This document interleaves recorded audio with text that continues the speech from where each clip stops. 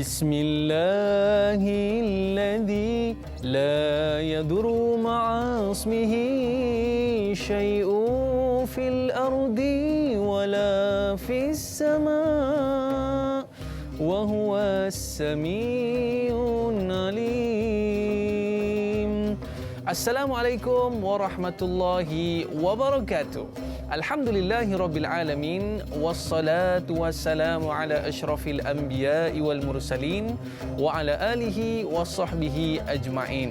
Subhanaka la ilma lana illa ma 'allamtana innaka antal alimul hakim. Qala rabbi shrah li sadri wa yassir li amri wahlul 'uqdatam min lisani yafqahu qawli, amma ba'd. Alhamdulillah, bersyukur kepada Allah SWT.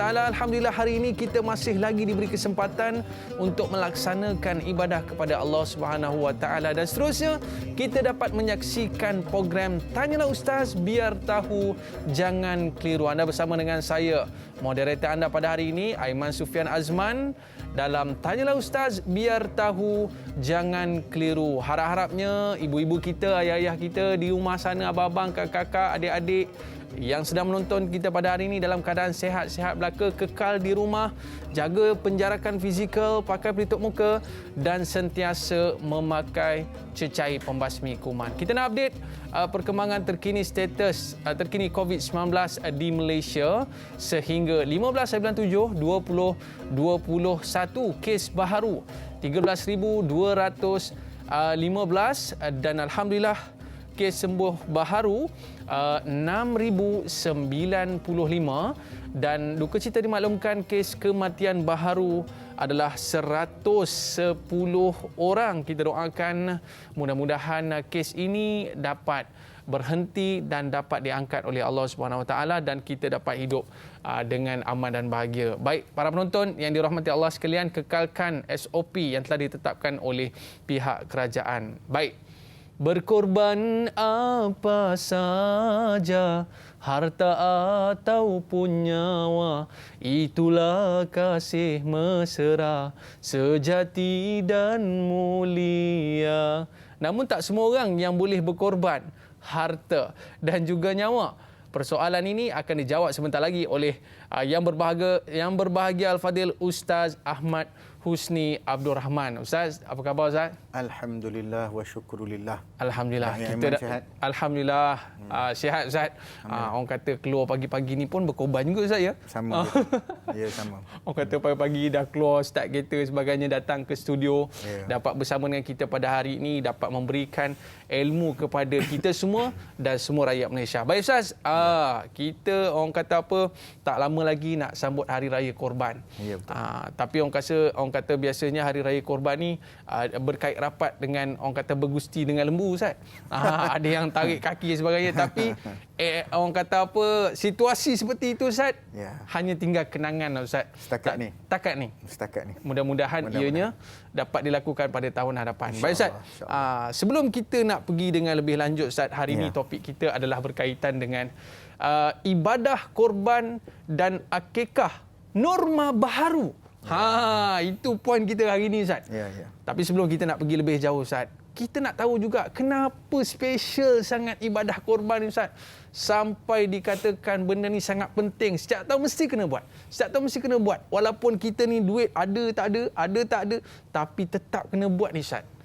Apa pentingnya ibadah korban tu Ustaz? Dipersilakan. Assalamualaikum warahmatullahi wabarakatuh. Bismillahirrahmanirrahim. Alhamdulillah wa syukurillah wassalatu wassalamu ala Rasulillah. Rabbi syrah li sadri wa yassir li amri wahlul 'uqdatam min lisani yafqahu qawli. Rabbana yassir lana wa la tu'assir wa atimna bil khair. Terima kasih Dai Aiman. Bila kita sebut tentang ibadah korban, sebenarnya ibadah korban ini kalau kita lihat dari sudut asalahnya ataupun asalnya, kita melihat kepada sejarah yang paling lama sekali, iaitu sejarah dua anak Adam alaihi wassalam. Dua anak Adam, Habil dan Qabil. Maka Allah Subhanahu Wa Taala menyebut pada penghujungnya, innama yataqabbalullahu minal muttaqin. Sesungguhnya Allah Taala akan terima daripada golongan orang-orang yang bertakwa. Jadi antara bukti orang itu bertakwa adalah dia sanggup berkorban, dia sanggup memberikan sepenuh jiwa dan raganya kepada Allah Subhanahu Wa Taala. Maka dalam ayat yang lain Allah Taala sebut, wal budna ja'alnaha lakum min sya'airillah lakum fiha khair.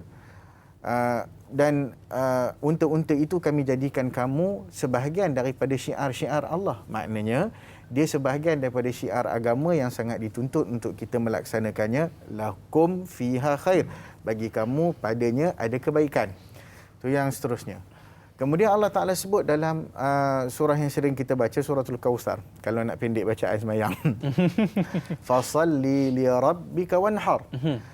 Maka salatlah kerana Tuhanmu, wanhar, kemudian berkorbanlah. Kemudian sembelihlah haiwan korban. Dr. Salman Audah, semoga Allah Subhanahu Wa Taala merahmati beliau dan juga menyelamatkan beliau daripada kezaliman kerajaan yang memenjarakan beliau.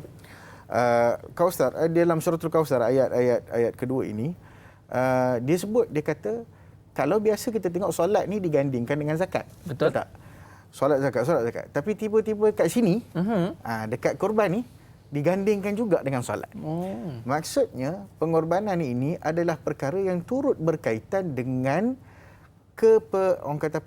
kebajikan dan juga keprihatinan kita kepada manusia yang lain. Sebab itu kalau kita tengok, maksud daripada ibadah korban ini adalah pertama sekali untuk mentaati Allah Subhanahu Wa Taala, untuk menzahirkan syiar, untuk kita bersyukur kepada Allah Subhanahu Wa Taala atas segala nikmat. La'allakum tashkurun dalam surah Al-Hajj ayat 36, ujung tu, supaya apa? Supaya kamu bersyukur. Kemudian kita nak bantu golongan susah. Sebab dalam haiwan korban, dalam syariat pengorbanan ni, dia punya bahagian terbesar adalah memberi kepada al-qani'ah wal mu'tar, iaitu orang yang minta, orang miskin yang meminta, yang zahir minta betul, kan, wal mu'tar, dan orang yang menyembunyikan diri daripada meminta. Kemudian kita nak gugurkan segala dosa. Bila mana kita berkorban ni disebut dalam satu hadis, ganjaran yang paling besar setiap helai bulu itu satu kebajikan. Maknanya setiap helai itu gugur satu dosa, tambah satu kebajikan. Bayangkan dengan begitu besarnya rahmat Allah SWT, dan Allah Ta'ala terima ibadah korban ini sebelum daripada darah itu menyembah bumi lagi. Maknanya secepat itu. Maknanya kalau kita tengok orang tarik pisau tu, darah tu dah pergi dah. Kan? Sebelum darah tu sampai ke menyembah bumi ni, Allah Subhanahu Wa Taala telah la yaqa'u minallahi bimakanin. Maknanya darah tu telah berada di sisi Allah Subhanahu Wa Taala pada satu kedudukan. Maknanya Allah Taala dah terima dah. Ini satu benda yang sangat besar. Dan binatang-binatang itu nanti di akhirat ada yang sebut dalam beberapa riwayat, dia menjadi saksi atas amalan kita dan juga menjadi tunggangan kita di dalam syurga kelak. Maka ini adalah satu benda yang apabila kita melihat satu pensyariatan yang Allah Subhanahu Wa Taala berikan kepada kita umat manusia, terisi dengan sejarah yang cukup hebat. Bermula tadi kita sebut dua anak Adam, kemudian diteruskan dengan besarnya oleh Nabi Allah Ibrahim alaihissalam. Bila mana Allah Subhanahu Wa Taala menyuruh Nabi Allah Ibrahim untuk menyembelih anaknya, maka dilakukan dengan sepenuh ketaatan. Kalau kita tengok apa yang Nabi Allah Ibrahim buat, Dr. Tariq Suwaidan menyebutkan, ceritanya dia memang tarik pisau tu. Tarik sungguh pisau tu dan kulitnya bergerak. Itu menunjukkan kesungguhan. Kulit Ismail bergerak mengikut alunan pisau tu. Kalau kita kata alunan lah. Kan? Bergerak mengikut alunan pisau itu, sampai anak dia kata, "Syud ya abi syud, wahai ayah, kuat lagi tarik, jangan tak lut ni bercerita." Lebih kurang gitulah. Grup-grup yang kaki kebal kata Ismail ada ilmu kebal. Bukan ilmu kebal. Ini cerita mukjizat Allah SWT. Bila berlaku begitu, barulah Allah kata, "Ya Ibrahim, qad saddaqta ar-ru'ya." Wahai Ibrahim, sekarang kamu telah membenarkan mimpimu. Wa fadainahu bi dhabhin 'azim, dan kami ganti dengan kibas yang menjadi satu korban yang besar. Maknanya itu adalah syariat. Bila kita tengok syariat, dan Nabi SAW sendiri, dhaha bi amlaini bi kabshaini amlahaini aqranain. Nabi SAW sendiri berdahiyah, yakni berkorban dengan dua kibas yang dua-dua tu putih, melepak, cun. Nampak? Dan tak semesti color tu tak jadi benaran. Payah nak cari color lagi ke color pula. Kambing lembu ni tak ada color. Ya. Aqranain, dia ada dua tanduk yang sangat hebat. Maknanya itu adalah sebahagian daripada satu syiar yang mana dilakukan oleh para nabi. Nampak? Para nabi, kemudian diteruskan oleh umat Nabi sebagai satu kelebihan dan kebaikan yang tidak berbelah bagi. Wallahu alam. Ni kita sebutkan ibadah korban yang cukup hebat, Ustaz. Ya. Saya ada dengar, Ustaz, yang mengatakan bahawa di pagi raya ni kata di antara ibadah yang terbaik yang disayangi oleh Allah SWT. Baik, Ustaz, kita nak raikan sahabat kita di Facebook ni, Ustaz. Ya. Assalamualaikum Ustaz dan dai serta kru yang dirahmati Allah. Amin ya rabbal alamin. Ustaz, apakah perbezaan antara ibadah korban dan akikah menurut pandangan Islam? Mohon pencerahan Ustaz biar tahu jangan keliru. Terima kasih Ustaz dan Dai Aiman. #LikeDakwah share ilmu. Silakan Ustaz. Baik. Pertama sekali perbezaannya dari sudut ejaan. Itu ketara lah. Itu paling nampak Itu tu paling lah. nampak. Baik, dari sudut hukum kedua-duanya merupakan sunnah muakkadah. Maknanya sunat muakkad, sunat yang dituntut. Dari sudut hukum maknanya ibadah korban dan ibadah akikah. Perbezaan yang ketara adalah yang pertama sekali ibadah korban itu dilakukan pada musim dia, pada masa dia. Tetapi akikah dilakukan sempena kelahiran anak. Jadi dalam hadis menyebutkan kullu mauludin murtahinun bi aqiqatihi yuzbah anhu yawma sabi'ihi wa yusamma wa yuhlaq ra'suhu wa yuhlaq ra'suhu wa yusamma atau kama qala alaihi salatu wasalam. Berkaitan akikah ni berkaitan dengan kelahiran anak. Setiap anak itu tergantung ataupun tertebus dengan akikah dia. Maka apa kena buat? Yuzbah anhu yauma sabihi, disembelih bagi diri anak itu pada hari yang ketujuh. Kemudian cukur rambutnya dan juga diberikan nama. Maknanya itu adalah sunnah yang berkaitan dengan kelahiran. So dua ni benda ni kita nampak dah beza. Satu ibadah korban yang berkaitan dengan sunnah pada hari raya Aidil Adha. Satu lagi yang berkaitan dengan kelahiran.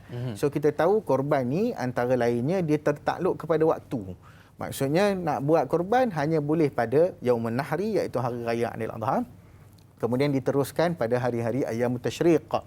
Orang selalu sebut tasyrik. Tasyrik jangan sebut kaf, jangan kena sebut qaf. Tasyriq. Itu maksudnya matahari naik ataupun perbuatan orang menjemur daging korban pada zaman Nabi SAW tu. Dijemur binatang daging korban supaya tak rosak. Dulu tak ada freezer. Kan? Sekarang ada freezer boleh simpan. Dulu tak ada freezer jadi dia jemur supaya kering. Dia macam sangai lah. Lepas tu jemur bagi kering. So bila nak makan yang kering tu lah. Cantik kan. Itu sejarahnya. So pada hari-hari tasyrik 11, 12, 13. Ni timing dia. Maknanya korban ada timing, akikah ada timing. Contohnya timing daripada hari ke-7 anak tu. Kalau tak sempat buat hari ke-21 dalam kalau tak salah ingatan saya, dalam Morning Muhtaj ada perbincangan yang berkaitan dengan berapa hari yang boleh, dan ada yang kata kalau dah tak boleh buat pada hari ke-7 tak payah buat dah.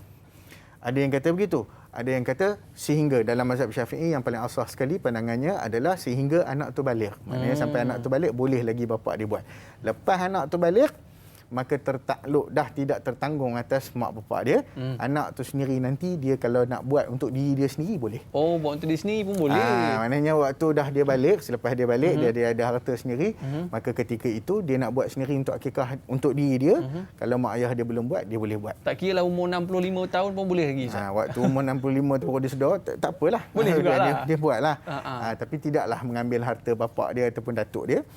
Tapi dia guna harta dia sendirilah. Tapi masalahnya Ustaz, sekarang ni saya nak buat akikah. Tapi sekarang ni nak buat korban juga. Nak sekali kan? Boleh ke Ustaz? Nak jibat lah kot. Ini adalah satu benda yang menjadi dilema dalam masyarakat kita. Sebab selalunya orang kita ni suka nak campur-campur. Okey. Dalam satu benda nak buat dua. Two in one lah. Ini bukan shampoo ataupun ini bukan air yang boleh dicampur-campur. Kalau kita ikut dalam perbahasan, haram hukumnya kita mencampurkan ataupun menggabungkan dalam satu sembelihan. Mana satu bahagian ataupun satu sembelihan, contoh kambing seekor ataupun satu bahagian tu, dalam tu ada dua-dua. Okey. Tak boleh.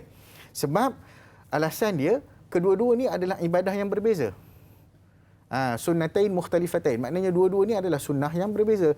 Korban sunnah korban. Akikah sunnah akikah. Jadi macam mana dua-dua ni nak duduk dalam satu? Tak boleh. Tak boleh. Tak boleh. Jadi yang dibolehkan apa dia? dalam satu haiwan Satu ada haiwan? 7 bahagian, Aha. 4 korban, 3 akikah. Oh, boleh tak apa. campur? Yang tu tak apa. Okey. Itu dalam perbincangan lah saya ringkaskan. Maknanya yang tu tak apa, tapi afdalnya biarlah kalau boleh satu ekor haiwan tu untuk satu tujuan.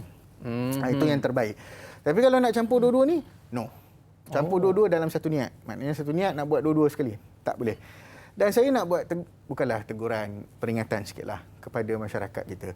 Time korban, utamakanlah untuk buat korban. Sebab apa? Sebab akikah ni, kecuali anak tu lahir hari ke-7, kebetulan ngam-ngam raya haji. So tak apalah buat akikah. Tapi kalau tiba-tiba kita sengaja nak memilih timing korban untuk buat akikah, ini menunjukkan, bukanlah kita kata ni, ketidaktepatan kita dalam melaksanakan ibadah. Sebab apa? Sebab dua-dua ni adalah mempunyai perincian yang berbeza, hukum yang khusus dan hukum yang berbeza. Jadi terkait dengan persoalan perbezaan tadi dan terkait dengan soalan boleh tak campur dan sebagainya, mana satu orang nak buat, afdal buat korban ke afdal buat akikah? Time korban buat korban lah. Time korban kita buat korban.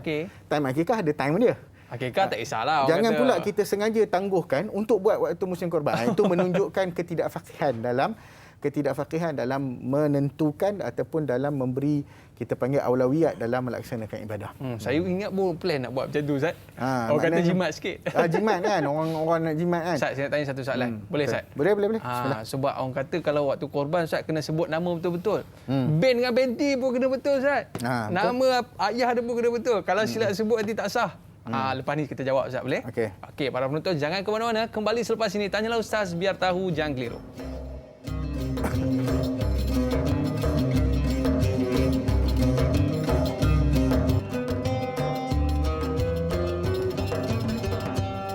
Alright, kembali dalam Tanyalah Ustaz, biar tahu, jangan keliru. Saya nak sembelih ni. Kena sebut satu-satu nama orang yang dikorbankan, Ustaz. Tapi masalahnya, Ustaz, kadang ada setengah tu dia berkorban di luar negara, Ustaz. Orang yang nak tukang sembelih tu ada Pak Arab, ada Pak Afrika, kan. Jadi diorang ni ialah nak sebut nama orang Melayu ni kan panjang-panjang. Siti Zaleha binti Mak Husin, kata belit-belit lidah dia, Ustaz. Jadi adakah orang kata apa, ketepatan dia menyebut nama tersebut, Ustaz, adalah salah satu pada syarat utama dalam kita nak menyembelih ni, Ustaz? Ya. Pertama sekali kita kena jelas sebutan nama orang yang berkorban ini tidaklah menjadi satu syarat sah kepada korban itu. Sebab Nabi SAW pernah berkorban, Nabi kata bismillah wallahu akbar hadza anni wa amman lam yudhi min ummati. Ini daripadaku dan daripada orang-orang yang tak berkorban daripada umatku. Dan dalam satu riwayat kan yang lain Nabi kata Allahumma taqabbal minni, ya Allah terimalah daripada aku. Kemudian Nabi kata wa an ali Muhammad wa an ummati Muhammad, maknanya daripada umat Muhammad dan juga daripada keluarga Nabi Muhammad. Dan Nabi sebut keluarga, maknanya taklah sebut Aisyah, Fatimah, tak ada seorang-seorang Nabi tak sebut. Jadi ini menunjukkan bahawasanya menyebut nama tu tidaklah menjadi satu kewajipan ketika mana sembelihan tu berlaku, tetapi dia perlu diletakkan. Maknanya kalau kita kata nama tentulah bahagian tu siapa punya. Maknanya itu adalah satu perkara yang paling penting. Sebab apa? Sebab kat situ dia dah niat lah. Maknanya niat orang tu untuk berkorban. Kemudian kalau dia tak sendiri sembelih, kalau dia sendiri sembelih, dia cakaplah hadza anni, bismillah Allah taqabbal minni, daripada aku. Dia sebut aku, dia tak sebut ya Allah terimalah daripada Ahmad Husni. Dia tak sebut pun. Dia sebut aku. Maknanya dari sudut nama tu, dia lah nama orang Melayu ni canggih-canggih kan. Buat yang korban kat Afrika, penin orang Afrika nak menyebutnya kan, dengan kiraat kan. Jadi sebutan nama tu taklah menjadi satu benda yang menjadi syarat sah. Cuma diketahui siapa empunya. Contoh macam Ustaz, saya, kemudian abang cameraman, apa semua ni satu grup, Ustaz. Satu grup. So orang yang sembelih tu kata bismillah Allahu akbar. Itu syarat yang paling penting. Ini daripada siapa? Grup Ahmad Husni. Grup ke ataupun daripada orang yang mewakilkan aku. Bismillah. Okey, Ustaz. Jadi kawan pasal dia nak kena, niat dia tu nak kena buat waktu sembelih. Kalau nak menyebut tujuh-tujuh nama, sebab tu setengah-setengah kalau dekat negara kita lah, dia sebut dulu. Ni korban daripada korban kambing ni, korban A ni. Kawan tu bismillah Allahu akbar. Tak ada benda nyebut kan? Kalau tidak Ustaz, kalau tidak lembu tu. ngeluh lembu tu bila nak ngabih nama dengan bin. Jadi gitulah. Okey Ustaz, sahabat kita nak bertanya satu soalan ni. Boleh kita raikan Ustaz? Bismillah. Okey, Assalamualaikum Tuan Haji Ismail. Silakan. Betul, dan Ustaz. Okey, soalan saya sini ada dua soalan ringkas. Yang pertama saya tanya, bagaimanakah tata cara pelaksanaan ibadah kurban dan akikah pada zaman Nabi-Nabi terdahulu? Yang kedua, apa hukum jika kita memilih akikah dan kurban di luar negara dan tidak di tempat sendiri? Manakah dengan keadaan sekarang ni? Itu Okey. saja dari saya. Terima kasih. Assalamualaikum warahmatullahi wabarakatuh. Waalaikumsalam. Terima kasih Tuan Haji Ismail. Tu ramai orang tanya tu Ustaz. Orang kata banyak orang buat kurban di luar negara. Sedangkan di Malaysia ni pun ada juga Ustaz. Apa pandangan Ustaz? Yang pertama sekali bila kita sebut tentang tadi disebut macam mana Nabi SAW buat akikah buat kurban dan sebagainya. Maka dalam hadis riwayat Bukhari dan Muslim, sambungan daripada hadis kita baca tadi, dhahan Nabi sallallahu alaihi wasallam bi kabshayn, hadis riwayat daripada Anas, bi kabshayn amlahain aqranaini wa dhabahahuma bi yadihi wa samma wa kabbara wa wada'a rijlahu ala safahihima. Kama qala alaihi salatu wasallam. Mana daripada Anas meriwayatkan Nabi SAW membuat korban dengan dua kibas yang warna putih, kebu, kemudian tanduk yang padu, tanduk padu senang cerita, dan Nabi sembelih sendiri. Itu tu sunnah dia lah. Maknanya siapa yang nak buat korban tu dia sembelih sendiri. Kalau dia tak mampu, takut ke, tersenggut darah ke apa semua, terketar pegang pisau ke, dia bagi kat orang lah. Wasamma wa kabbara, dia sebut nama Allah, bismillah, dan Allahu Akbar. Wa rafa'a rijlahu, wa wada'a rijlahu, Nabi letak kaki dia atas tengkuk. Atas tengkuk kambing tu lah. Maknanya itu bentuk. Jadi macam mana? Sama je macam kita buat ni. Kan? Buat di tanah lapang, buat di tempat orang ramai boleh tengok. Sebab apa? Sebab itu adalah syiar. Bila syiar kena tengok, kena disaksikan. Dan Nabi suruh Fatimah pergi tengok kamu punya sembelihan tu. Fatimah tak sembelih sendiri. Jadi orang lain sembelih. Jadi kamu tengoklah sembelihan kamu. Sunnah untuk kita melihat. Jadi ini adalah perkara yang berlaku suasananya pada zaman Nabi. Tak adalah SOP, tak ada apa-apa, tak adalah. Macam biasa je lah. Kan? Okey, itu yang pertama. Yang kedua, bila kita kata nak buat akikah ataupun korban di luar negara, sebab apa? Sebab mungkin buat korban akikah luar negara ni tak jadi masalah. Ini premis pertama yang kita kena jelaslah. Tak jadi masalah. Jadi masalah ke? Dia akan jadi masalah kalau dalam kawasan kita tu tak ada orang buat. Tak ada orang buat, kita pula pergi pilih sana. Maknanya sepatutnya buatlah dekat tempat kita. Tapi sah ke tak? Sah juga korban tu. Maknanya sah juga. Berlakulah korban tu. Tak jadi masalah.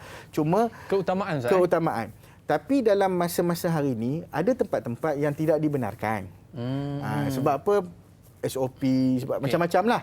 Maka dalam keadaan norma baharu kita ni, maka pilihan yang ada, tak ada pilihan lain kecuali buat luar negara. Maka untuk dia nak dapatkan pahala dan sebagainya, dia buatlah dekat luar negara. So tak ada masalah dari sudut itu. Yang ketiga, dia nak buat kat luar negara sebab apa? Sebab dekat dalam negara mungkin dia tak mampu. Dan ada pilihan yang lain yang dia boleh buat dekat luar negara yang lebih murah ataupun lebih sesuai dengan kadar kemampuan dia, dan dia juga berniat untuk nak dapatkan pahala korban. Maka dia buatlah. Jadi dalam hal itu sebaik-baiknya kalau ini dalam satu kawasan, biarlah ada yang buat ataupun masyarakat yang melaksanakannya. Dalam tu ada wakil dalam masyarakat. Janganlah kita semua hantar ke sana. Sampai dalam negara tak buat langsung. Itu tak boleh lah. Maknanya kita utamakanlah tempat kita dulu. Kalau ada masjid kita, surau kita, pengusi surau, pengusi masjid Ustaz. Tempat kita yang, tapi untuk norma baharu ni dia ada had pula. Boleh berapa ekor sahaja. Jadi pilihlah. Kalau tak dan kat situ, buatlah kat tempat lain. Okey. Yang penting kita tahu yang mana perlu kita utamakan. Dan ni tak sempat. Orang ingat tak dan ni apa benda? Tak dan pula. Tak sempat. Tak sempat nak masuk. Tapi masalahnya Ustaz, orang yang buat korban di luar negara ni sampai tahap mereka boleh meniagakan pula benda ni Ustaz. Ni sahabat kita nak tanya satu soalan ni. Ali-ali soalan panas sikit. Assalamualaikum Ustaz dan dai yang dihormati. Semoga apa ni dia tulis ni? Aktiviti yang hendak dibuat hendaklah mematuhi SOP yang telah ditetapkan. Adakah dengan tidak sengaja tidak mematuhi SOP akan mengurangkan pahala ibadah korban? Satu. Disebabkan halangan-halangan semasa PKP, ibadah korban pun agak sukar untuk dilaksanakan. Walau bagaimanapun, iklan-iklan ibadah korban yang akan dilakukan di luar negara terlalu banyak di media sosial. Adakah ibadah korban boleh dijadikan suatu perniagaan untuk mendapat keuntungan berlipat kali ganda? Mohon pencerahan Ustaz. Terima kasih. #biar tahu jangan keliru. Contohlah Ustaz, harga lembu tu orang kata tak adalah mahal sangat. Tapi dia ambil untung berlipat kali ganda Ustaz. Katanya duit pengurusan. Apa cerita ni Ustaz? Silakan. Okay. Yang pertama sekali disebut apakah sengaja tidak mematuhi larangan SOP ni mengurangkan pahala. Dia tak adalah berkaitan. Dia cuma kurangkan ketaatan kita kepada pemerintah. Pemimpin lah orang yang letak SOP itu. Mereka berfikir untuk keselamatan kita. Maka wajarlah untuk kita mematuhi dan kita ikut supaya dalam masa kita nak buat ibadah, kita juga menjaga orang kata apa, hak-hak yang terkait dengan keselamatan dan seumpamanya. Bukan saja orang nak buat SOP ni. Jadi perkara tersebut kita patuhilah. Dia ada dua aspek. Satu kita nak buat korban, satu lagi SOP itu ketaatan kita, kepatuhan kita kepada pemerintah. Yang kedua, kalau orang nak buat bisnes, saya tak galakkanlah dari sudut bisnes. Maknanya ini adalah soal ibadah. Walaupun dalam perbincangan disebut sukukul udhiyah, maknanya boleh diberikan ataupun ada pihak yang buat macam kempen, buat macam kata apa, tak kisahlah NGO ke whatever ke, dia macam menjual, bukanlah kata menjual, tapi maknanya menawarkan perkhidmatan, promosi servis tu kan. Okay, bila kita tengok dari sudut servis, maka dalam servis ni maknanya kita boleh kenakan charge. Okay, kita boleh kenakan charge. Sebab tu tak kisahlah apa-apa pun, siapa-siapa yang menawarkan perkhidmatan korban luar negara ke dalam negara, even dalam negara sekalipun, masjid ke, siapa-siapa ke yang tawarkan ni, kalau dia nak ambil apa-apa pun, dia mesti jelas apa yang dia nak ambil. Jelas tu macam mana Ustaz? Jelas maksudnya dia kena terangkanlah upah dia tu berapa. Contoh, katalah satu bahagian RM600. Katakanlah satu bahagian RM600. Maka dia kata, kita nak jual ni satu bahagian RM750. Okey, so RM750 ni terdiri dari RM600 harga lembu ataupun harga bahagian, tambah RM150 upah pengurusan. Kena clear Ustaz Kena clear. Yelah, nak bayar tukar sembelih lagi. Dia kena nak clear. Bayar transport lagi. Kena clear. Dia kena cakap. Yang selalunya berlaku dalam masyarakat kita adalah penawar-penawar ni dia tak cerita secara jelas. Yang tu yang orang kata macam betul ke ni? Kan takkan upah pengurusan macam ni. Contoh upah pengurusan nak ambil berapa? Ambil sekian-sekian banyak. Sebab apa? Sebab kita buat luar negara. Sebab buat luar negara ada upah yang ni sikit. Okey, so kita dah incur masuk dah. Maknanya sebelum kita tawarkan tu, kita dah masukkan dah setiap elemen berapa yang tu, sebab kita nak kena tahu. Orang yang mewakilkan kena tahu berapa harga dia. Harga tu bukan berkaitan dengan haiwan sahaja. Kalau dia termasuk dengan ni, semua benda dia kena tahu in detail. Sepatutnya. Jadi kita galakkan dan juga kita nasihatkan kepada semua penawar-penawar ni, dia kena buatlah benda tu. Dia kena telus dan dia kena jujur. Kalau dia kata termasuk kos pengurusan, macam tu boleh Ustaz? Itu bagi saya masih lagi belum jelas secara baiklah. Sebab orang lagi masih kalau termasuk kos pengurusan, mungkin kos pengurusan 500, harga korban 100. Mungkin itu orang tu tak redha. Kalau dia tak redha, dia tak jadi benda tu. Pengurusan lagi banyak Ustaz. Pengurusan lagi banyak. Mungkin begitu kan. Jadi kalau yang terbaik tuan-tuan, ini adalah perkara yang melibatkan kejujuran, sebab orang yang wakil ni adalah yadul amanah, dia jaga amanah. Dan dia perlu mematuhi dan juga dia perlu menjelaskan, sebab dia panggil al-wakalah bil ujrah. Wakalah campur dengan upah. Wakalah tu wakalah dia nak buat, wakalah ala tahsilil amal tu satu, nak buat kerja tu. Nombor dua, dia ambil ujrah, dia ambil upah. So upah tu kena jelas. Oh. Upah tu kena jelas. Wallahu Okey, baik Ustaz. Ni hebatnya muamalat dalam Islam ni jelas satu persatu Ustaz Ya. Baik, dan yang paling penting adalah urusan jual beli itu adalah kita redha sama kita. Betul Ustaz? Bila redha kena tahulah. Kena tahu. Okey, baik Ustaz. Kita nak tahu juga Ustaz. Nak korban ni satu bahagian ke, boleh share satu bahagian ke, ataupun duit ni nak kongsi-kongsi beli seekor ke? Lepas ni lah kita jawab Ustaz Okey. Para penonton, jangan ke mana-mana, kembali selepas ini. Tanyalah Ustaz biar tahu, jangan keliru.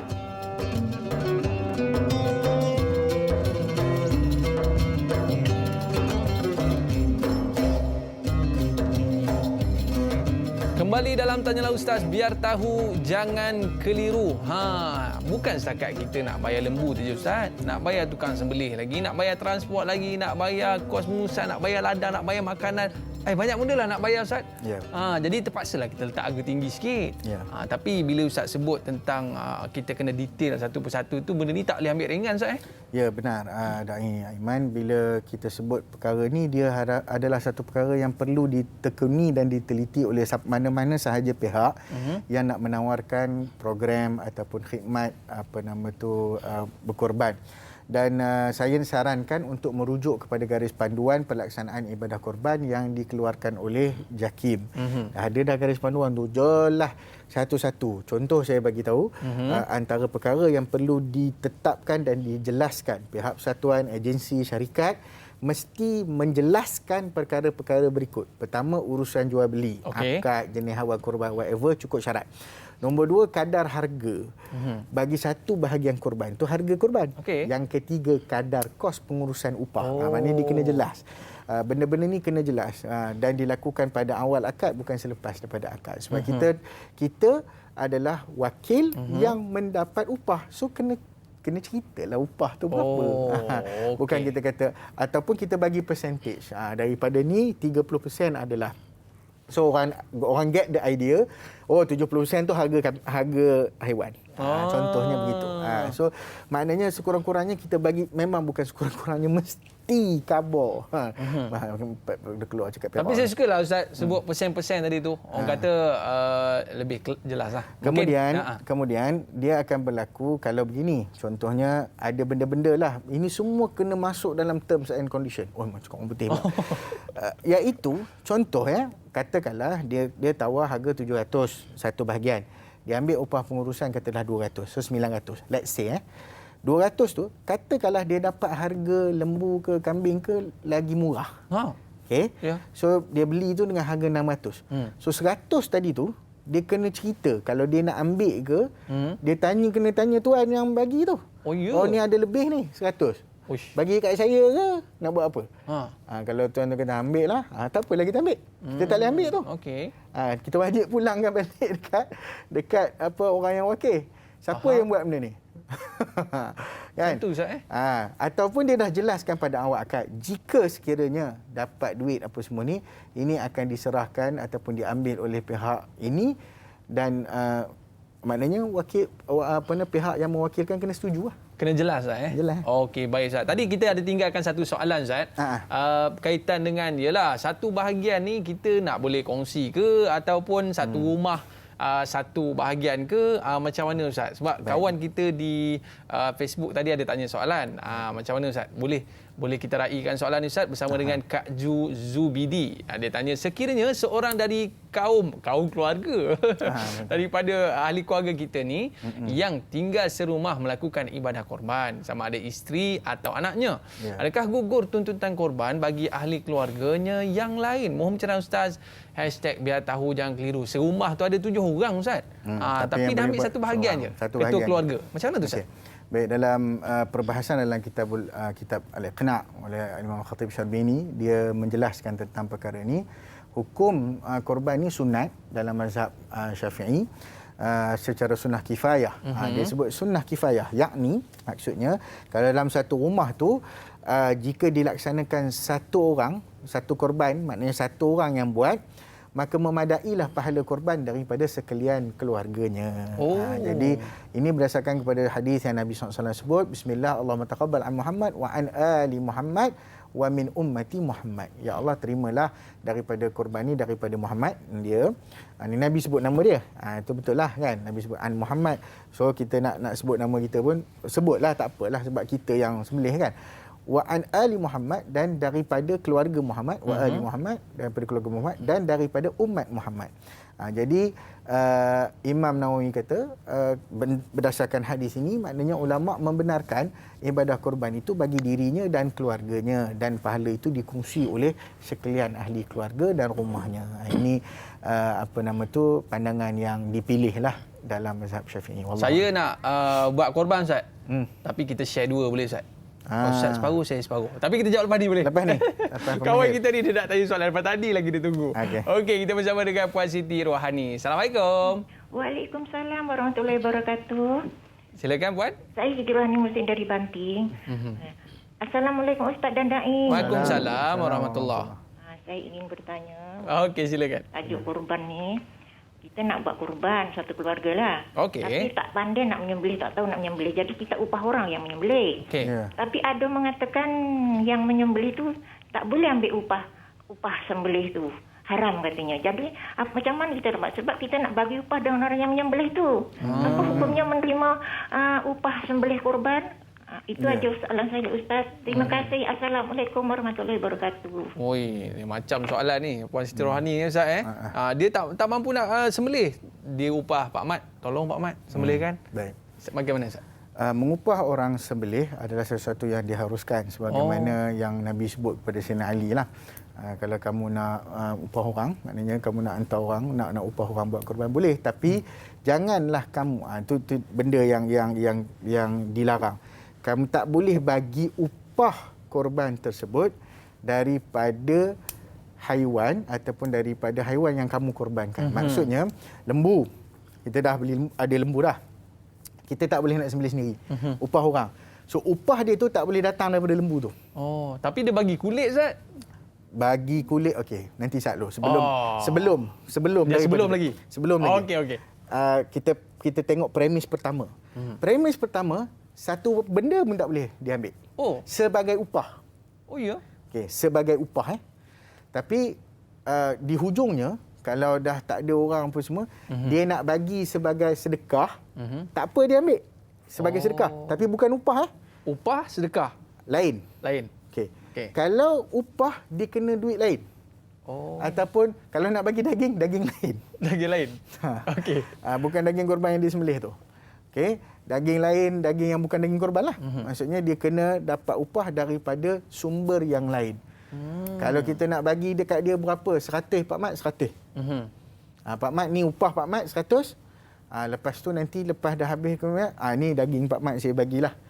Bahagian dia, bahagian sedekah. Tu sedekah. Bukan upah dia. It's not upah dia. Kalau Pak Mat cakap ni macam ni lah, kita kau tim lah. Nama tu lepas pada ni kulit-kulit bagi saya. Tak boleh. Pak Mat tak boleh cakap gitu. Awal-awal lagi dah deal. Awal dah deal tak boleh.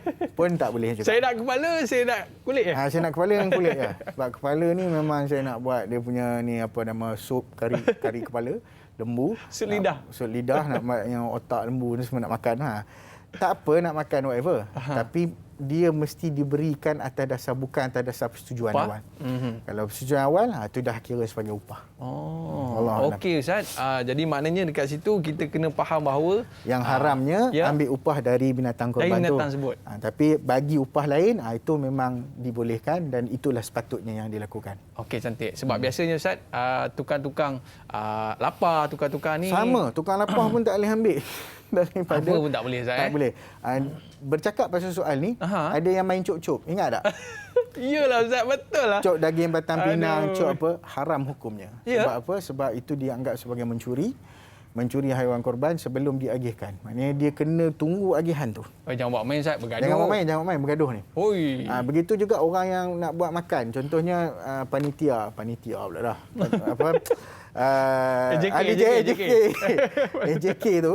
AJK tu dia nak masak daging korban tu. Yalah masak kan nyambi-nyambi merewang tu, nyambi-nyambi nak minum sup apa kan. Sedap je. Sedap. Dia kena minta izin daripada tuan punya lembu. Serius Ustaz? Sebelum daripada dia ambil untuk buat dia nak buat apa kari ke, dia nak buat apa sup ke whatever, dia kena minta izin dulu. Saya pengurusi surau. Saya kena dapat batang pinang. Tak boleh. Tak ada Cuk tu tak boleh. Baik Ustaz, sahabat kita ni dia nak tanya satu soalan cukup menarik Ustaz bersama dengan Rahizah. Assalamualaikum Ustaz, Da'i dan semua kru yang bertugas dan semua sahabat-sahabat. Mohon perkongsian ilmu dari Ustaz dan Da'i dari sudut perspektif Islam. Yang manakah lebih afdal untuk kita dahulukan ibadah korban atau akikah atau menghulurkan bantuan kepada yang memerlukan kepada masa pandemik COVID-19 sekarang ini. Terima kasih. Kak Zah, Cenor, Pahang. Buat apa nak kena korban Ustaz?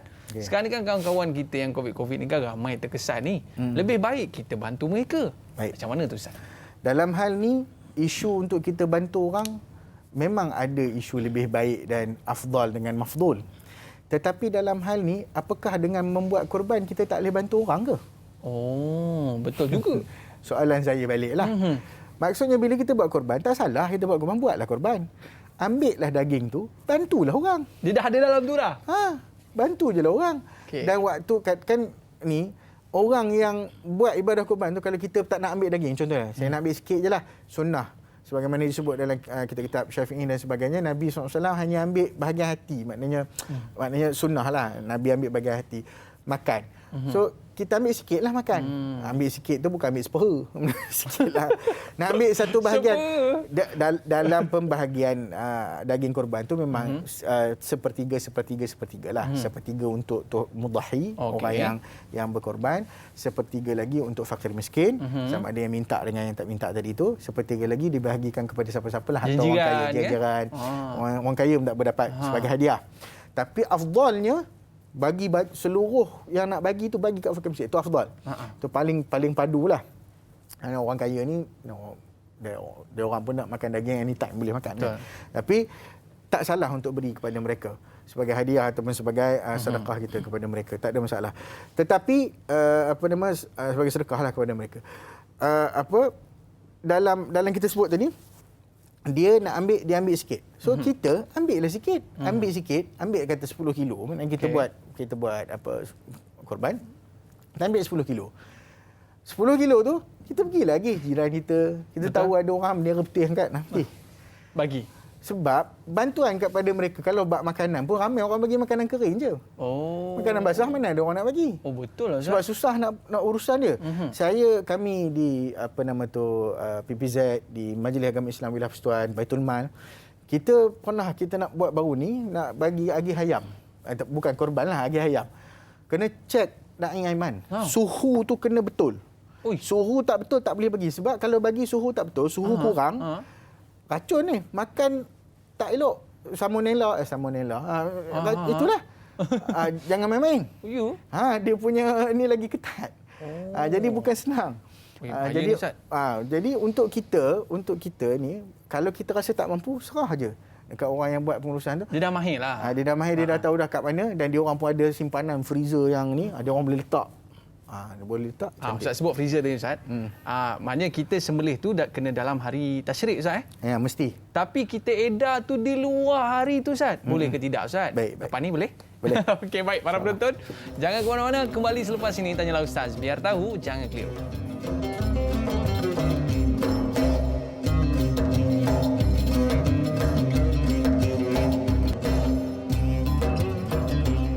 Kembali dalam Tanyalah Ustaz, biar tahu, jangan keliru. Korban, jangan tak korban. Kerana ini satu ibadah yang sangat dicintai Allah SWT pada hari raya korban. Betul Ustaz? Ya. Okey, baik. Satu soalan. Baik. Kita orang kata kena sembelih ni Ustaz pada hari apa Ustaz? Hari tasyrik Ya. Okey, baik. Tapi Ustaz, kita bagi daging tu sebulan pun kita bagi Ustaz. Letak dalam peti ais dulu, kita buat stok sebagainya kan. Macam mana boleh ke macam tu Ustaz? Dia ada dua pandangan. Satu, kalau disebut sebagai daging haiwan korban yang wajib ni nazar dan seumpamanya, dan juga daging-daging yang perlu diagihkan kepada fakir miskin, itu kena segerakan. Itu kena wajib disegerakanlah. Dan jangan ditangguhkan. Dan kalau ada keperluan fakir miskin, yang tu tak boleh tangguh. Benda tu memang kena agih as soon as possible lah. Tapi kalau agihan tu dibuat, ada lebihan. Lebihan tu dia mesti macam ni. Yang pertama sekali, hari yang kita buat tu hari 10, hari 11, hari 12, hari 13 tu, hari tu mesti ada agihan. You have to agih. Okay? By hook or by crook, kau kena agih hari tu juga. Maknanya apa-apa. Tak semualah. Tapi sebahagian yang kita kata kepada fakir miskin tu, yang tu kena keluar.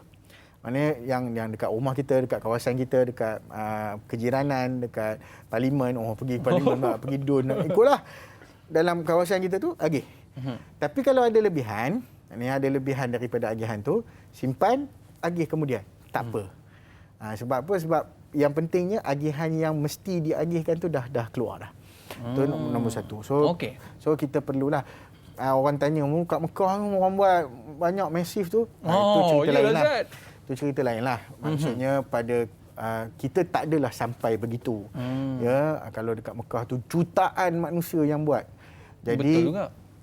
Jadi nak mengagihkan juta tu dalam 4 hari tu mustahil lah. Tu tak kira kena dam lagi, Ustaz? Tak kira yang orang buat dam lagi. Jadi dalam kes tu mereka ada fatwa yang terkhusus di sana. Jadi itu berbezalah daripada satu tempat ke tempat lain. Kalau tempat kita ni basically boleh habis insya-Allah dalam tempoh masa yang ada ni lah. Tambah pula sekarang ni Ustaz, kita tak boleh buat sebarangan tempat. Kena buat di mana Ustaz? Di ladang ada SOP, ada kata ada kena SOP. buat dekat tempat penyembelihan. Dekat Mungkin ladang. Ustaz boleh cerita sikit Ustaz. Orang kata semua orang ni, rakyat Malaysia nak tahu macam mana SOP yang telah ditetapkan oleh pihak kerajaan untuk melaksanakan ibadah korban ni, boleh ke tidak? Kita nak buat di rumah ke? Orang kata sesama ahli keluarga. Macam mana SOP tu Ustaz? Silakan. Kalau nak buat kat rumah tu, kalau lembu tu susah sikitlah nak menyorok pada orang. Kalau kambing tu okey lagi. Kalau ada kawasan lapang dan kita boleh uruskan dan tak ada apa-apa dalam sama keluarga tu, itu terpulang kat kita lah. Sebab compound kita kan, rumah kita sendiri. Tapi saya ada mencarilah juga sebab bila kita tengok dalam musim PKP ni, sudah tentu ada SOP khas yang dikeluarkan. Dan SOP ni tuan-tuan boleh rujuk kepada Majlis Agama Islam Negeri masing-masing. Okey. Yang mana mereka ada keluarkan. Selangor ada keluarkan. KL juga saya, kalau tak salah saya ada keluarkan. Yang saya sempat tengok tadi dan saya sempat rujuk adalah SOP di Pulau Pinang. Cari-cari ada PDF. Yang Pulau Pinang ada PDF. Download Pulau Pinang lah. Jadi mereka letakkan, pertama sekali buat korban sahaja, akikah tak boleh buat. Maksudnya akikah kemudian lah. Yang ni utamakan korban dulu. Yang kedua, suhu orang yang dia macam ni. Pertama sekali yang berkaitan dengan AJK tu. Orang tu kena sihat, tak boleh demam, tak boleh apa-apa, suhu semua kena complete lah. Okay. Kena ni. Kemudian kena ada sanitasi. Kemudian kena umur petugas pun ada, 21 sampai 60. Atas 60 no. Ada yang begitu. Ini Pulau Pinang saya cerita. Pisau sendiri. Tak boleh Kongsi-kongsi. Tak. Pisau sendiri. Yang mana kau bawa lah. Bawa lah semua sendiri alat. Itu pertama. Yang ni jumlah haiwan. Ada juga. Maknanya boleh buat 10 ekor sahaja. 10 ekor sahaja? Contohlah saya bagi contoh. Okay. Contoh. Jumlah haiwan tu dia kena maklum lah. Kena maklum dan bila diluluskan baru boleh. Maknanya berapa-berapa tu dia orang akan tengoklah lokaliti, lokasi sembelihan, kena luas, kemudian kedudukan kemah kena asing. Susahlah, maknanya bukan senang SOP ni. Kaedah agihan kena bagi tahu, safety measures kena buat. Macam mana. Kemudian permit sembelihan kena dapat dulu daripada veterina kan. Kemudian sijil veterina kena ada, akuan pemindahan ternakan kena ada, dan AJK mesti orang Malaysia, tak boleh campur orang lain. Bangla Nepal no. Maknanya mana ada sahabat-sahabat kita maknanya mereka hanya benarkan untuk orang Malaysia. Ini SOP yang saya ambil daripada Pulau Pinang. Kebanyakan negeri basically sama saja.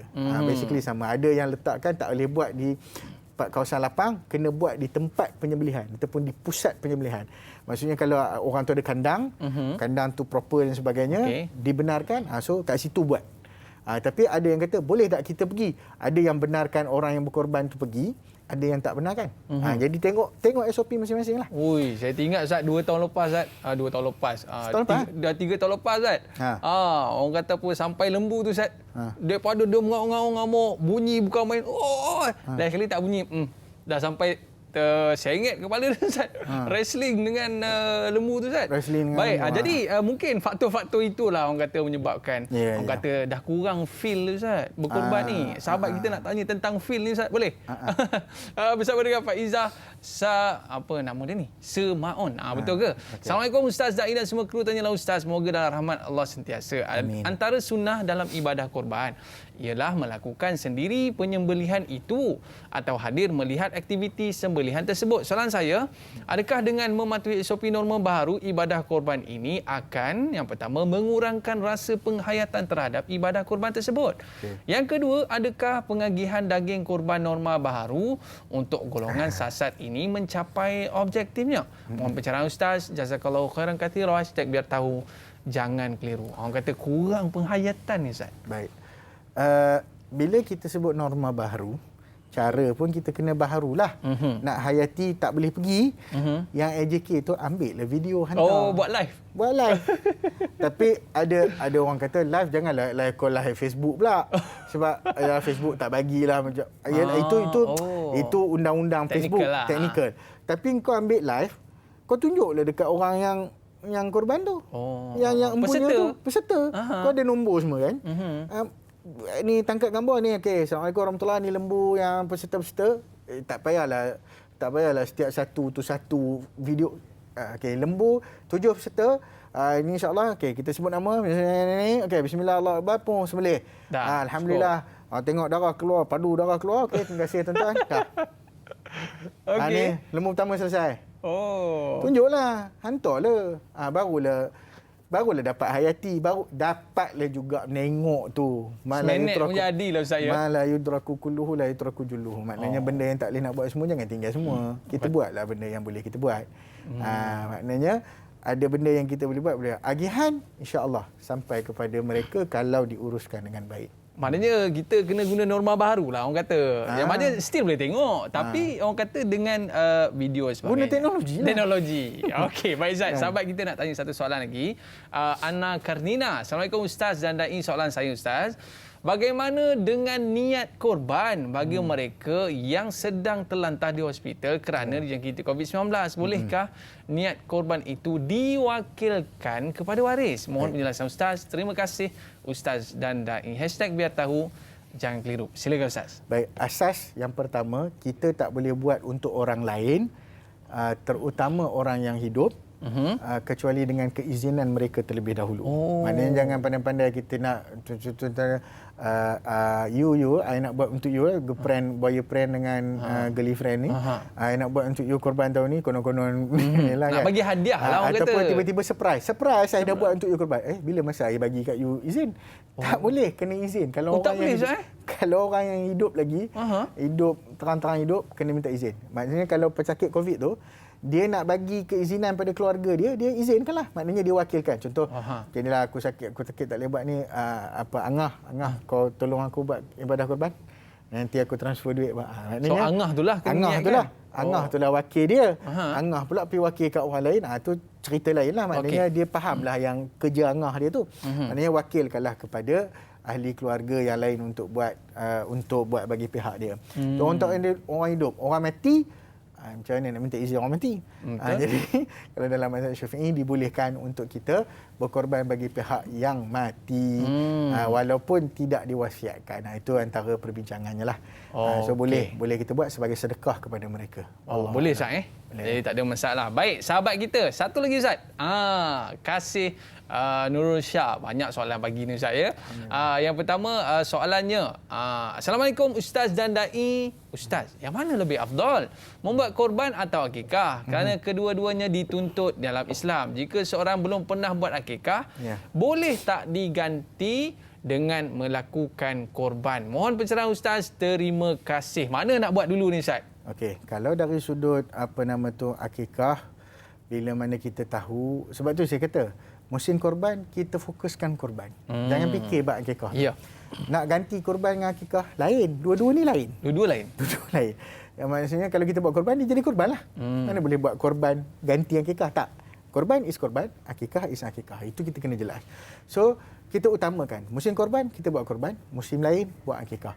Kalau nak beli handphone, kita boleh kumpul duit. Takkan kita tak boleh kumpul duit untuk nak buat dua-dua benda ni? Betul. Kalau kita nakkan sesuatu, kita boleh kejar yang main kutu. Bukan nak buat apa pun. Ialah nak beli emas. Boleh kumpul duit. Road tag. Road tag boleh kumpul duit, beli road tag. Tapi untuk kita nak buat korban, nak lajukan kita punya road to heaven, kita tak nak buat. Jam kita. Jam kita, Ustaz. Maknanya road tag kereta, engkau tak jalan kita, kau risau. Tapi tak jalan kenderaan akhirat esok, apa cerita? Betul lah, Ustaz. Jadi ini adalah benda yang harus kita, yalah, sama-sama kita ni malu. Kadang-kadang kita tengok orang yang bekerja kat negara kita, Bangladesh macam, diorang buat dengan sepenuh hati. Beli lembu mahal daripada kita. Kadang-kadang. Lembu yang besar tu, Ustaz. Lembu besar. Sebab apa? Sebab passion. Sebab ini adalah ibadah yang sangat besar. So, prepare lah untuk ibadah kita. Yelah, orang kata kita bayar duit kereta, Ustaz, tiap-tiap bulan bukan sikit-sikit, Ustaz.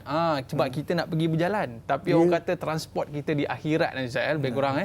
Okey, baik, Ustaz. Kita nak ucapkan jutaan terima kasih kepada Ustaz Ahmad Usni Abdul Rahman. Bertalu-talu soalan pagi ni. Tapi Alhamdulillah, Ustaz, terima kasih. Banyak benda kita belajar daripada Ustaz. Mudah-mudahan Allah sentiasa memberi kesihatan kepada Al-Fadhil Ustaz. Baik, Ustaz, kita dah tamat di TV3, Ustaz. Kita nak ucapkan terima kasih kepada Al-Fadhil Ustaz. Dan kita akan sambung lagi 30 minit di TV9.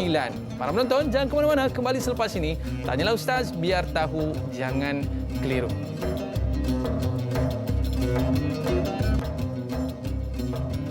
Kembali dalam Tanyalah Ustaz, biar tahu, jangan keliru. Terima kasih kepada para penonton yang terus kekal setia bersama dengan kita pada hari ini. Hari ini kita ada seorang tetamu istimewa dari Agrobank yang kita bawakan bersama dengan anda.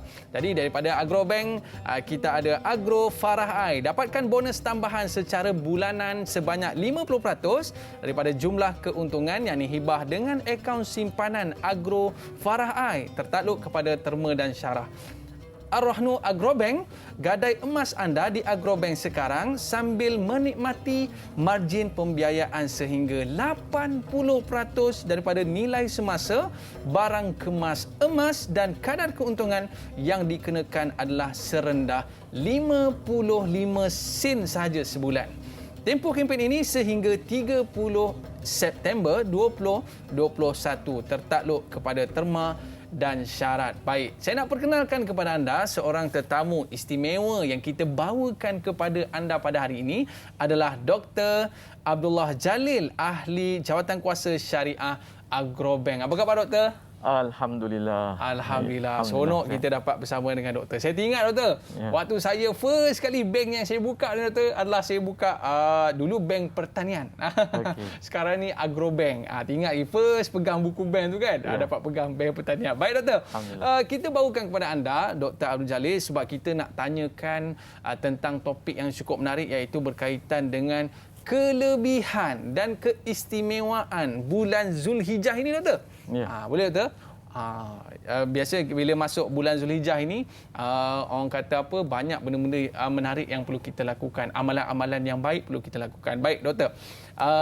Soalan pertama. Macam kuis sebab, Doktor. Yang pertama sekali, apakah kelebihan bulan Zulhijjah ini, Doktor? Sebab apa kita selalu dengar sangat bulan Zulhijjah ni hebat ni, Doktor? Dipersilakan. Okey, baik. Bismillah, walhamdulillah, wassalatu wassalamu ala rasulillah wa ala alihi wa sahbihi wa man wala, amma ba'. Yang saya hormati Da'i Aiman. Terima kasih kerana sudi bersama kita pada hari ini, ataupun sudi menjemput saya pada hari ini untuk sama-samalah kita berkongsi berkenaan dengan kelebihan Zulhijjah. Jadi soalan pertama tadi, apakah kelebihan Zulhijjah? Betul. Apakah kelebihan Zulhijjah? Baik, nama bulan itu sendiri adalah Zulhijjah, iaitu yang memiliki amalan haji padanya. Jadi kalau kita tengok bulan ini, kelebihan dia yang paling utama sekali adalah amalan-amalan haji, iaitu daripada amalan hari Tarwiyah 8 Zulhijjah, hari 9 Zulhijjah, hari Arafah, kemudian hari Raya Haji, kemudian hari-hari At-Tashriq, Jadi pertama sekali kelebihan bulan Zulhijjah ni dia adalah bulan haji yang mana padanya ibadat yang sangat lengkap. Ibadat dari sudut hartanya, ibadat daripada tubuh badannya, ibadat daripada hatinya. Itu yang pertama. Dan pada bulan Zulhijjah ini disebut ada hari-hari terbaik sepanjang tahun. Jadi kita ni ada malam terbaik sepanjang tahun, ada hari terbaik sepanjang tahun. Jadi apakah hari yang terbaik daripada 1 Muharram sampai akhir bulan Zulhijjah? Okey, mengikut majoriti para ulama, hari terbaik itu adalah hari Arafah. Okey, kebanyakan ulama mengatakan hari Arafah kerana itu hari di mana Allah Subhanahu Wa Taala memberi keampunan yang paling besar dalam setahun. Jadi ada hari terbaik padanya dan sebahagian ulama berpandangan hari yang terbaik adalah hari 10 Zulhijjah. Jadi hari terbaik dan kedua terbaik itu terhimpun pada bulan Zulhijjah. Kemudian disebut lagi oleh para ulama bahawa Allah Subhanahu Wa Taala sendiri bersumpah dengan hari-hari yang ada dalam bulan Zulhijjah, wal fajri wa layalin ashr. Dalam surah Al-Fajr. Jadi wal fajri ini ada beberapa tafsiran lah. Ada yang kata fajar itu fajar setiap hari, ada yang kata fajar itu fajar awal Muharram, ada yang kata fajar hari raya haji, tapi kebanyakan mufassirin mengatakan fajar di situ adalah fajar hari Arafah. Kerana itu hari yang terbaik. Walayalin ashr, iaitu dan 10 malam. Okey, itu pun ada 3 tafsiran. Ada yang kata majoriti ulama mengatakan itu adalah daripada 1 hingga 10 Zulhijjah. Dan ada yang ulama bagi tahu berpandanganlah pandangan yang kedua daripada itu 10 malam terakhir Ramadan, dan pandangan yang ketiga itu 10 terawal daripada bulan Muharram. Jadi Allah Subhanahu Wa Taala sendiri mengikut majoriti mufassirin bersumpah dengan fajar hari Arafah dan hari-hari daripada bulan Zulhijjah. Dan pada bulan Zulhijjah ini juga terdapat peristiwa-peristiwa yang besar dalam Islam. Contohnya turunnya ayat kesempurnaan Islam. Na'udzubillahi minasyaitonir rajim, al-yauma akmaltu lakum dinakum wa atmamtu 'alaikum ni'mati dan sebagainya dan seterusnya. Jadi ayat ini turun juga pada bulan Zulhijjah dan berlaku padanya khutbatul wada' dan juga berlaku padanya hajjatul wada'. Khutbah Rasulullah sallallahu alaihi wasallam ni, kalau kita tengok hadis Rasulullah sallallahu alaihi wasallam ni, yang paling penting sekali apabila Rasulullah bercakap dengan orang yang ramai, iaitu hadis khutbah. Dan hadis khutbah ni yang paling penting sekali adalah khutbah-khutbah haji. Dalam mazhab Syafi'i ada 4 khutbah haji yang sunat, dan khutbah yang paling penting sekali adalah khutbah yang Rasulullah sampaikan pada Hajjatul Wada' di Arafah. Ya. Jadi di situ ulama mengatakan bahawa Rasulullah sallallahu alaihi wasallam bercakap kepada lebih kurang 60,000 orang para sahabat, dan Rasulullah sallallahu alaihi wasallam telah mengasaskan prinsip-prinsip keadilan, prinsip-prinsip kehormatan harta nyawa dan sebagainya di pada hari Arafah tersebut.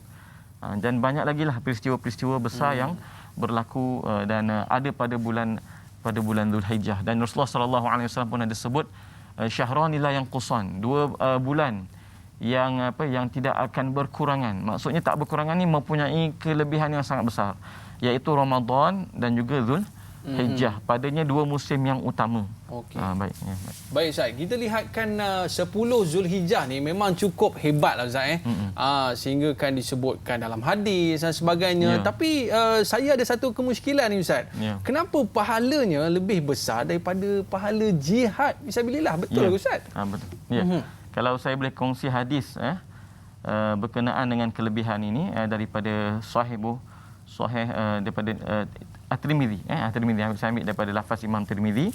Beliau berkata Rasulullah sallallahu alaihi wasallam bersabda daripada riwayat Ibnu Abbas radhiyallahu anhuma, "Ma min ayyamin al-'amalu salihu fihinna ahabbu ila Allah min hadhihi al-ayyamil 'ashr." Tidak ada mana-mana hari amalan soleh padanya dicintai oleh Allah Subhanahu Wa Taala lebih daripada 10 hari ini. Nak kaitkan dengan kenapa lebih daripada jihad. Jadi para sahabat pun bertanya, faqalu ya Rasulullah walal jihadu fi sabilillah.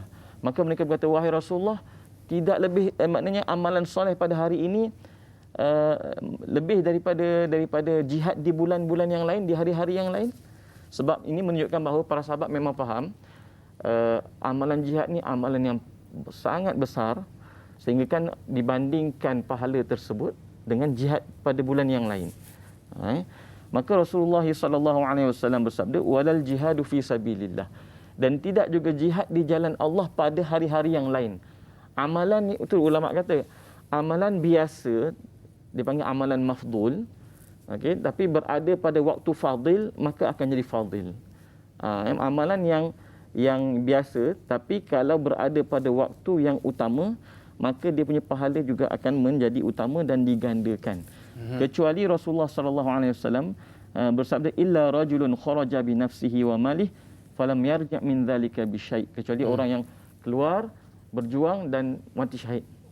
Jadi ulama kata kenapa hari-hari yang 10 ini hari yang luar biasa. Kerana terhimpun padanya bentuk-bentuk ibadat dan terhimpun padanya kemuliaan masa dan tempat dalam ibadat tersebut. Ibadat haji kita semua tahulah. Kemudian kita ada ibadat korban, kemudian kita ada takbir, kemudian kita ada perhimpunan besar umat Islam, kita ada raya dan khutbah, dan kita ada macam-macam lagi.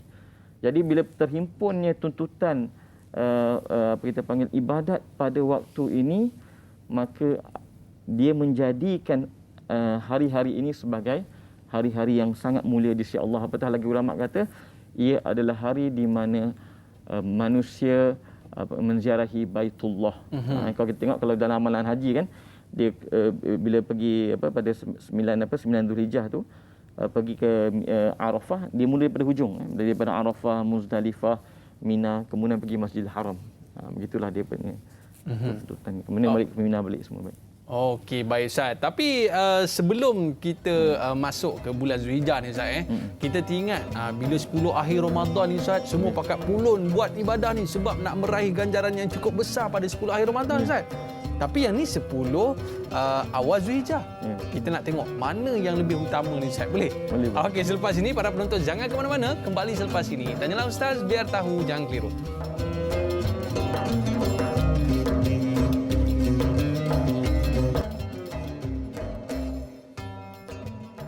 Labbaik Allahumma labbaik, labbaik la syarika laka labbaik, innal hamda wan ni'mata laka wal mulk la syarika lak. Kembali dalam Tanya Ustaz biar tahu, jangan keliru. Kita rindu Ustaz tentang orang kata apa lambaian Kaabah, dan biasanya laungan-laungan inilah yang orang kata akan bergema di bumi tanah haram sana Ustaz. Baik Ustaz, tapi tadi sebelum kita berehat tadi Ustaz, saya ada tinggalkan satu soalan. Ya, kalau kita masuk bulan Ramadan ni Ustaz, waktu ataupun tempoh yang orang takkan lepaskan adalah 10 akhir Ramadan sebab ganjarannya cukup besar. Boleh tak kita nak raikan satu soalan sahabat kita di Facebook ni Ustaz? Dia nak tanya soalan yang menarik.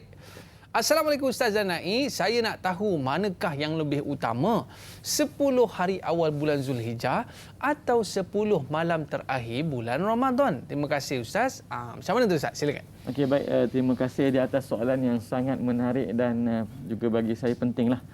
Ini sebenarnya berkaitan dengan fik masa dan tempat. Dalam Islam ni kita ada masa-masa yang mempunyai kelebihan dan tempat-tempat yang mempunyai kelebihan. Jadi memang ulama beritahu musim ibadat ini bermula pada bulan Rejab lagi. Dan dalam bulan separuh kedua tahun hijrah tu ada 2 musim besar, iaitu bulan Ramadan dan juga bulan Zulhijjah.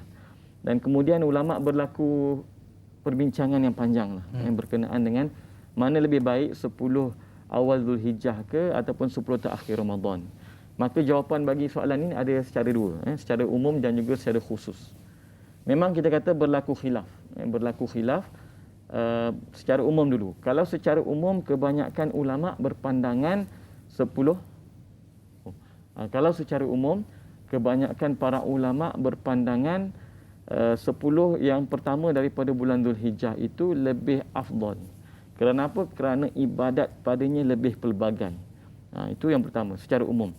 Tetapi kata Syekh Al-Mubarakfuri dalam kitabnya Tuhfatul Ahwazi apabila dia mensyarahkan hadis ini, maka beliau mengatakan bahawa wal mukhtar, iaitu pandangan yang terpilih di dalam masalah ini adalah kalau kita tengok pada waktu siang, maka sebenarnya siang 10 Zulhijjah tu lebih afdal. Dan kalau kita lihat kepada waktu malam, maka malam 10 malam terakhir Ramadan tu lebih afdal. Dan hujah beliau kerana apa? Kerana siang terbaik ada pada 10 Zulhijjah. pada 9 Zulhijjah. 9 Zulhijjah. 9 Zulhijjah. Okey, dan malam terbaik ada pada malam Lailatul Qadar. Jadi pandangan yang terpilih secara terperinci iaitu tafsil malam terbaik 10 malam terbaik malam terakhir Ramadan. 10 hari terbaik, 10 siang terbaik, 10 siang Zulhijjah. Tetapi secara umum dilihat kepada kepelbagaian bentuk ibadat, maka ramai ulama mengatakan bahawa 10 Zulhijjah itu 1 hingga 10 Zulhijjah itu 10 hari yang terbaik. Lebih afdal secara umum berbanding dengan 10 terakhir Ramadan baik. Orang kata hari itu dah afdal dah, hari itu dah baik dah, hari itu dah bagus Ustaz. Tapi masalahnya orangnya bagus ke tak bagus? Kalau nak bagus kena bab kata Ustaz pelbagaikan amal ibadah. Betul Ustaz betul. Jadi sahabat kita di Facebook ni nak tanya satu soalan. Boleh kita raikan Ustaz? Boleh. Baik, Azura Kamaruzaman. Assalamualaikum Ustaz dan dai. Salam Aidil Adha. Harap Ustaz dapat bantu berikan ulasan dan perkongsian tentang apakah amalan-amalan yang dibuat oleh salafus saleh ketika memasuki 10 hari pertama bulan Zulhijjah. Sekian, terima kasih. Persilakan Ustaz. Baik, terima kasih. Okey, baik. Soalan yang sangat cantik. Okey. Apakah amalan-amalan yang dilakukan oleh para ulama salafus saleh dan apakah amalan yang dianjurkan oleh Rasulullah sallallahu alaihi wasallam pada 10 pertama bulan Zulhijjah ini. Jadi puan yang bertanya dan juga semua para pendengar, sebenarnya amalan yang dituntut itu banyak. Sebab apa? Sebab hadis itu sebut al-amalus soleh. Okey, al-amalus soleh, amalan yang soleh. Maknanya apa sahaja amalan-amalan yang baik. Tetapi di sana ada amalan-amalan yang diberi keutamaan. Pertama sekali tentunya sebagaimana yang Rasulullah sallallahu alaihi wasallam sebut adalah berkenaan dengan memperbanyakkan zikrullah. Bahkan hari Arafah itu sendiri adalah disebut sebagai khairul doa yaumi Arafah. Sebaik-baik doa adalah doa pada hari Arafah. Dan doa pada hari Arafah ini di antara tempat-tempat mustajab. Bahkan ulama beritahu ayam maklumat iaitu 1 sampai 10 Zulhijjah itu adalah hari-hari yang mustajab padanya doa. Maka perbanyakkanlah berdoa. Cuma biasanya ulama kata kalau kita nak masuk musim ibadat ini, kita mulakan masuk dengan 2 perkara. Pertama, kita mula dengan taubat. Banyakkan taubat. Sebab apa? Sebab ditakuti kita ni ada dosa yang menghalang daripada kurniaan-kurniaan Allah pada musim-musim tersebut. Yang kedua, masuklah dengan ilmu. Masuklah dengan ilmu. Jadi kita kena tahu apakah ibadat-ibadat yang diutamakan pada waktu-waktu tersebut dan lakukannya dengan mengikut syarat-syaratnya. Bukan hanya sembrono dan sebagainya. Itu yang pertama. Kemudian yang ditekankan oleh para ulama pada waktu ini juga adalah berkenaan dengan ibadah puasa. Yang disebut dalam satu hadis dalam Sahih Tirmizi, walaupun disebut sanadnya dhaif, tapi hadis sebegini diterima dalam fadail amalan, bahawa puasa 1 hari daripadanya adalah sama dengan puasa setahun. Dan qiyam malamnya seperti malam Lailatul Qadar. Tapi macam kita kata hadis ini hadis yang disebut ada perawi yang dhaif, tetapi hadis ini diriwayatkan oleh Imam Tirmizi dan diamalkan dalam fadail amalan. Sebab tu dia maksudnya ada tuntutan siam dan qiyam. Dia macam bulan Ramadan. Bulan Ramadan ni siangnya siam, malamnya qiyam. Dan hidupkan Al-Quran. Jadi begitu juga kalau kita tengok anjurannya dalam 10 awal Zulhijjah ni, anjurannya siangnya siam, malamnya qiyam. Dan biasanya ulama anjurkan kalau kita masuk dalam musim-musim ibadah ni, antara solat sunat yang sangat dianjurkan adalah solat sunat tasbih. Kalau boleh kita jangan tak buat solat sunat tasbih pada musim-musim ibadat macam ni. Okey. Sangat rugilah. Dan ada banyak lagi lah ibadah korban, sebab saya tak sentuh korban banyak sebab Ustaz Usni dah sentuh dah. Okey. Kemudian kita ada amalan bersedekah. Amalan bersedekah ni juga bahkan amalan yang antara ulama kata antara amalan yang penting apabila seseorang itu mengerjakan haji adalah dengan memperbanyakkan sedekah. Bahkan sedekah ni disebut boleh kita panggil kullu ma'rufin sadaqah, kata Rasulullah. Setiap perkara kebaikan adalah sedekah. Jadi makna sedekah itu seolah-olah melambangkan segala bentuk kebaikan. Begitu. Okey Ustaz. Jadi kita tengok Ustaz, kemuncak kepada Ramadan adalah Lailatul Qadar, betul Ustaz Ya. Dan kemuncak kepada 10 Zulhijjah ni adalah hari Arafah Ustaz Ya, betul. Dan bila hari Arafah ni Ustaz, orang kata kita nak pergi haji, orang kata buat masa ni belum boleh lagi. Ya. Tapi kita di Malaysia ni digalakkan macam Ustaz sebut tadi berpuasa. Kita nak tahu juga Ustaz, apakah ganjaran kita berpuasa tu Ustaz, sebab kita nak kempen ni Ustaz Ya. kepada seluruh rakyat Malaysia 9 Zulhijjah kita nak puasa Arafah. Betul. Silakan Ustaz. Baik. Kalau kita buka dalam kitab-kitab fiqh, memang disebut bahawa puasa sunat yang paling afdal adalah puasa pada hari Arafah. Dan puasa ini disunatkan kepada orang-orang yang tidak mengerjakan haji. Orang yang mengerjakan haji tidak disunatkan berpuasa. Kerana apa? Kerana mereka perlu menumpukan kepada ibadat-ibadat di haji yang memerlukan kekuatan dan memperbanyakkan memperkuatkan diri untuk melakukan banyak ibadat. Terutamanya nanti 10 Zulhijjah tu adalah hari-hari di mana ibadat haji paling banyak sekali di situ. Jadi disebut oleh Rasulullah sallallahu alaihi wasallam bahawa puasa pada hari Arafah ini menjadi kafarah, iaitu menjadi penghapus dosa bagi tahun yang kemudian dan tahun yang akan datang. Oh, 2 tahun. 2 tahun. Wow. Ya, Jadi hari Arafah ini adalah hari yang terbaik. Sebab tu gini, kaedah dia macam ni. Bila kita masuk hari Arafah, itu di mana-mana tempat di dunia ini memang baik. Tapi yang paling baik sekali adalah ketika orang berada di padang Arafah itu memulakan wukuf. Dan wukuf itu bermula dengan tergelincirnya matahari. Ataupun kita panggil 1/2 siang yang kedua. Jadi bila bermulanya siang wukuf di Arafah, iaitu selepas waktu zuhur, masuk waktu zuhur dan selepas main zuhur sampai ke terbenam matahari, ulama kata itulah hari terbaik atas muka bumi. Iaitu ketika di antara tergelincirnya matahari sampai terbenamnya matahari pada Arafah. Jadi para ulama mengatakan bahawa siapa sahaja di dunia ini, sama ada di Malaysia ke ataupun di Brazil ke, pada waktu orang sedang melakukan wukuf di Arafah, siang terbaik pada waktu itu di Mekah, maka kita juga disunatkan juga bertawajuh ataupun kita berdoa pada Allah Subhanahu Wa Taala. Jadikan waktu itu sebagai waktu untuk berdoa, kerana berlaku perhimpunan masa terbaik dan tempat terbaik pada waktu tersebut di Mekah. Kalau sana petang Ustaz, kita sekarang ni kira siang lah lebih kurang Ustaz Kalau sana lambat sikit kalau sana petang, kita dah malam. Kita dah malam dah. Kita ke depan lagi lah. Kita ke depan lagi. Okey Ustaz. Saya ada terdengar lah Ustaz saya ada terdengar bila mana pagi hari raya korban tu tidak ada amalan yang lebih dicintai Allah melainkan ibadah korban ni Ustaz.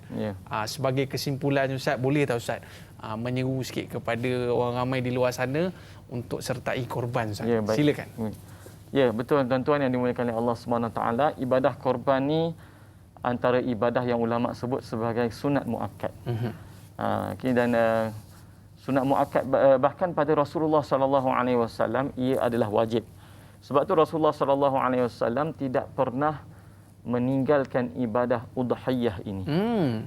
Tapi disebut di riwayat bahawa Sayyidina Abu Bakar dan Sayyidina Umar radhiyallahu anhuma mereka meninggalkannya untuk supaya orang tak menyangkanya wajib. Sebab kalau kita tengok ada perbahasan kadang-kadang para sahabat terutamanya yang menjadi teladan, mereka meninggalkan beberapa perkara untuk menunjukkan bahawa perkara itu tak wajib. Ada. Antaranya ini fiqh Sayyidina Uthman lah. Okey, baik. Jadi disebut ibadat udhiyah ni memang tidak ada amalan yang Allah sangat cintai pada hari-hari di mana kita panggil hari-hari bermulanya hari raya 10 Zulhijjah khususnya dan hari-hari tasyrik, lebih daripada amalan